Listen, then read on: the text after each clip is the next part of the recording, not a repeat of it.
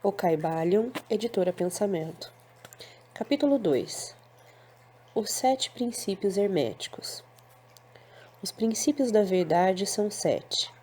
Aquele que os conhece perfeitamente possui a chave mágica com a qual todas as portas do templo podem ser abertas completamente. O Caibalion. Os 7 princípios em que se baseia toda a filosofia hermética são os seguintes: 1. O princípio de mentalismo. 2. O princípio de correspondência. 3. O princípio de vibração. 4. O princípio de polaridade. 5. O princípio de ritmo. 6. O princípio de causa e efeito. 7. O princípio de gênero. Estes 7 princípios podem ser explicados e explanados como vamos fazer nesta lição. Uma pequena explanação de cada um deles pode ser feita agora, e é o que vamos fazer. 1. O princípio de mentalismo. O todo é mente. O universo é mental. O Caibalion. Nota de rodapé. Este princípio é muito importante a conhecer. Os cabalistas comparam o espírito ao éter, que se acha dentro de um vidro. Enquanto o vidro estiver tapado, estará cheio de éter, mas desde que a rolha saia, o éter começará a sair também. O vidro sendo comparado ao corpo físico, a rolha ao astral e o éter ao espírito. O astral é que prende o espírito ao físico, e assim como todo o éter não sai repentinamente do vidro. Assim também a morte não se produz repentinamente, salvo em raríssimos casos anormais. A matéria não é mais que a força mental coagulada. Para exprimir isto, os cabalistas comparam o espírito a um pedaço de estanho, que em contato com o calor, o amor divino, luz divina, se derrete, se sutiliza e purifica. Porém, estando afastado desse calor, endurece, condensa-se e cai na matéria. Mentira da sensibilidade reflexa. Deixamos aos cuidados dos discípulos o tirar todas as consequências deste princípio de mentalismo. Não podemos deixar de assimilar que ao círculo esotérico cabe a glória de ser o primeiro a propagar essas ideias na América do Sul. Nota do tradutor. Retornando ao texto. O princípio do mentalismo. Este princípio contém a verdade que tudo é mente. Explica que o todo, que é a realidade substancial que se oculta em todas as manifestações e aparências que conhecemos sob o nome de universo material, fenômenos da vida, matéria, energia, numa palavra, sob tudo o que tem aparência aos nossos sentidos materiais. É espírito, incognoscível e indefinível em si mesmo, mas pode ser considerado como uma mente vivente, infinita e universal. Ensina também que todo mundo fenomenal ou universo é simplesmente uma criação mental do todo, sujeita às leis das coisas criadas, e que o universo como um todo, em suas partes ou unidades, tem sua existência na mente do todo, em cuja mente vivemos, movemos e temos a nossa existência. Este princípio, estabelecendo a natureza mental do universo, explica todos os fenômenos mentais e psíquicos que ocupam grande parte da atenção pública, e que sem tal explicação seriam ininteligíveis e desafiariam o exame científico. A compreensão deste princípio hermético do mentalismo habilita o indivíduo a abarcar prontamente as leis do universo mental e aplicar o mesmo princípio para a sua felicidade e adiantamento. O estudante hermetista ainda não sabe aplicar inteligentemente a grande lei mental, apesar de empregá-la de maneira casual. Com a chave mestra em seu poder, o estudante poderá abrir as diversas portas do templo psíquico e mental do conhecimento e entrar por elas livre e inteligentemente. Este princípio explica a verdadeira natureza da força, da energia e da matéria, como e por que todas elas são subordinadas ao domínio da mente. Um velho mestre hermético escreveu há muito tempo: aquele que compreende a verdade da natureza mental do universo está bem avançado no caminho do domínio. E estas palavras são tão verdadeiras hoje como no tempo em que foram escritas. Sem esta chave mestra, o domínio é impossível, e o estudante baterá em vão nas diversas portas do templo. 2. O princípio de correspondência. O que está em cima é como o que está embaixo, e o que está embaixo é como o que está em cima. O Kybalion. Nota de rodapé. Code superior est sicut code inferius et code inferius est sicut code superius. Disse que o que está em cima é como está embaixo. Isto é análogo e correspondente, mas não é igual nem semelhante. Dizemos semelhantes às coisas que têm aparências comuns. Dizemos iguais às coisas que têm dimensões iguais. Uma coisa é análoga e correspondente, a outra quando tem função correspondente e análoga. Assim, na constituição humana, o ventre é correspondente à boca, o peito ao nariz e a cabeça aos olhos e aos ouvidos. Porque a boca, sendo a entrada do ventre, tem uma função análoga, porém mais elevada que ele. O mesmo dá-se com o nariz para com o peito, e a cabeça para com os olhos e principalmente para com os ouvidos. Portanto, seria erro dizer o que está em cima é igual ao que está embaixo. Porque a matéria não é igual ao espírito, o céu não é igual à terra, e o volátil não é igual ao fixo, etc. Consultar o folheto de Pappus. Como é constituído o ente humano? Retornando ao texto, o princípio de correspondência. Este princípio contém a verdade que existe uma correspondência entre as leis e os fenômenos dos diversos planos da existência e da vida.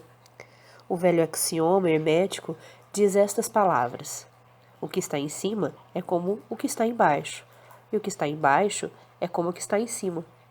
A compreensão deste princípio dá ao homem os meios de explicar muitos paradoxos obscuros e segredos da natureza. Existem planos fora dos nossos conhecimentos, mas quando lhes aplicamos o princípio de correspondência, chegamos a compreender muita coisa que do outro modo nos seria impossível compreender. Este princípio de aplicação e manifestação universal nos diversos planos do universo material, mental e espiritual é uma lei universal. Os antigos hermetistas consideravam este princípio como um dos mais importantes instrumentos mentais, por meio dos quais o homem pode ver além dos obstáculos que encobre a vista do desconhecido. O seu uso constante rasgava aos poucos o véu de Ísis, e um vislumbre da face da deusa podia ser percebido. Justamente do mesmo modo que o conhecimento dos princípios da geometria habilita o homem, enquanto estiver no seu observatório, a medir sóis longínquos. Assim também o conhecimento do princípio de correspondência habilita o homem a raciocinar inteligentemente do conhecido ao desconhecido. Estudando a mônada, ele chega a compreender o arcanjo. 3. O princípio de vibração. Nada está parado, tudo se move, tudo vibra. O Kybalion. Este princípio encerra a verdade que tudo está em movimento, tudo vibra, nada está parado. Fato que a ciência moderna observa e que cada nova descoberta científica tende a confirmar. E, contudo, este princípio hermético foi enunciado há milhares de anos pelos mestres do Antigo Egito. Este princípio explica que as diferenças entre as diversas manifestações de matéria, energia, mente e espírito resultam das ordens variáveis de vibração, desde o todo, que é puro espírito, até a forma mais grosseira da matéria. Tudo está em vibração. Quanto mais elevada for a vibração, tanto mais elevada será a posição na escala. A vibração do espírito é de uma intensidade e rapidez tão infinitas que praticamente ele está parado, como uma roda que se move muito rapidamente parece estar parada. Na extremidade inferior da escala estão as grosseiras formas de matéria, cujas vibrações são tão vagarosas que parecem estar paradas. Entre esses polos existem milhões e milhões de graus diferentes de vibração, desde o corpúsculo e o elétron, desde o átomo e a molécula, até os mundos e universos. Tudo está em movimento vibratório. Isto é verdade nos planos da energia e da força, que também variam em graus de vibração, nos planos mentais, cujos estados dependem das vibrações, e também nos planos espirituais. O conhecimento deste princípio, com as fórmulas apropriadas, permite ao estudante hermetista conhecer as suas vibrações mentais, assim como também a dos outros. Só os mestres podem aplicar este princípio para a conquista dos fenômenos naturais, por diversos meios. Aquele que compreende o princípio de vibração alcançou o cetro do poder, diz um escritor antigo. 4. O princípio de polaridade.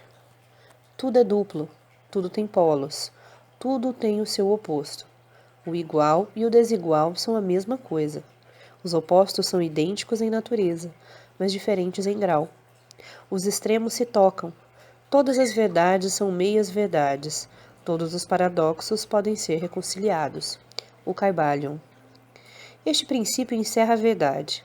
Tudo é duplo, tudo tem dois polos, tudo tem o seu oposto, que formava um velho axioma hermético. Ele explica os velhos paradoxos, que deixaram muitos homens perplexos, e que foram estabelecidos assim. A tese e a antítese são idênticas em natureza, mas diferentes em graus. Os opostos são a mesma coisa, diferindo somente em grau. Os pares de opostos podem ser reconciliados. Os extremos se tocam. Tudo existe e não existe ao mesmo tempo. Todas as verdades são meias-verdades. Toda verdade é meio falsa. Há dois lados em tudo, etc, etc. Ele explica que em tudo há dois polos, ou aspectos opostos, e que os opostos são simplesmente os dois extremos da mesma coisa, consistindo a diferença em variações de graus. Por exemplo, o calor e o frio. Ainda que sejam opostos, são a mesma coisa. E a diferença que há entre eles consiste simplesmente na variação de graus dessa mesma coisa. Olhai para o vosso termômetro e vede se podereis descobrir onde termina o calor e começa o frio. Não há coisa de calor absoluto ou de frio absoluto. Os dois termos, calor e frio, indicam somente a variação de grau da mesma coisa, e que essa mesma coisa que se manifesta como calor e frio nada mais é que uma forma, variedade e ordem de vibração. Assim, o calor e o frio são unicamente os dois polos daquilo que chamamos calor. E os fenômenos que daí decorrem são manifestações do princípio de polaridade. O mesmo princípio se manifesta no caso da luz e da obscuridade, que são a mesma coisa, consistindo a diferença simplesmente nas variações de graus entre os dois polos do fenômeno. Onde cessa a obscuridade e começa a luz? Qual é a diferença entre o grande e o pequeno, entre o forte e o fraco, entre o branco e o preto, entre o perspicaz e o nécio, entre o alto e o baixo, entre o positivo e o negativo? O princípio de polaridade explica estes paradoxos e nenhum outro princípio pode excedê-lo. O mesmo princípio opera no plano mental. Permitiu-nos tomar um exemplo extremo, o do amor e o ódio. Dois estados mentais em aparência totalmente diferentes. E apesar disso, existem graus de ódio e graus de amor, e um ponto médio em que usamos dos termos igual ou desigual, que se encobrem mutuamente de modo tão gradual que às vezes temos dificuldades em conhecer o que nos é igual, desigual ou nenhum e nem outro. E todos são simplesmente graus da mesma coisa, como compreendereis se meditardes um momento. E mais do que isso, coisa que os hermetistas consideram de máxima importância, é possível mudar as vibrações de ódio em vibrações de amor, na própria mente de cada um de nós e na mente dos outros. Muitos de vós que ledes estas linhas tiveram experiências pessoais de transformação do amor em ódio, ou do inverso. Quer isso se desse com eles mesmos, quer com os outros. Podeis, pois, tornar possível a sua realização, exercitando o uso da vossa vontade por meio das fórmulas herméticas. Deus e o diabo são, pois, os polos da mesma coisa, e o hermetista entende a arte de transmutar o diabo em Deus, por meio da aplicação do princípio da polaridade. Em resumo, a arte de polaridade fica sendo uma fase da alquimia mental, conhecida e praticada pelos antigos e modernos mestres hermetistas. O conhecimento do princípio habilitará o discípulo a mudar a sua própria polaridade, assim como a dos outros, se ele consagrar o tempo e o estudo necessário para obter o domínio da arte. 5. O princípio de ritmo. Tudo tem fluxo e refluxo, tudo tem suas marés, tudo sobe e desce. Tudo se manifesta por oscilações compensadas, à medida do movimento à direita e à medida do movimento à esquerda. O ritmo é a compensação. O Kybalion. Este princípio contém a verdade que em tudo se manifesta, um movimento para adiante e para trás, um fluxo e refluxo, um movimento de atração e repulsão, um movimento semelhante ao do pêndulo, uma maré enchente e uma maré vazante, uma maré alta e uma maré baixa, entre os dois polos, que existem conforme o princípio de polaridade, de que tratamos há pouco. Existe sempre uma ação e uma reação, uma marcha e uma retirada, uma subida e uma descida. Isto acontece nas coisas do universo, nos sóis dos mundos, nos homens, nos animais, na mente, na energia e na matéria. Esta lei é manifesta na criação e destruição dos mundos, na elevação e na queda das nações, na vida de todas as coisas, e finalmente nos estados mentais do homem. E é com estes últimos que os hermetistas reconhecem a compreensão do princípio mais importante. Os hermetistas compreenderam este princípio, reconhecendo a sua aplicação universal, e descobriram também certos meios de dominar os seus efeitos no próprio ente com o emprego de fórmulas e métodos apropriados. Eles aplicam a lei mental de neutralização. Eles não podem anular o princípio ou impedir as suas operações, mas aprenderam como se escapa dos seus efeitos na própria pessoa, até um certo grau que depende do domínio deste princípio. Aprenderam como empregá-lo, em vez de serem empregados por ele. Neste e noutros métodos consiste a arte dos hermetistas. O mestre dos hermetistas polariza-se até o ponto em que desejar, e então neutraliza a oscilação rítmica, pendular, que tenderia a arrastá-lo ao outro polo.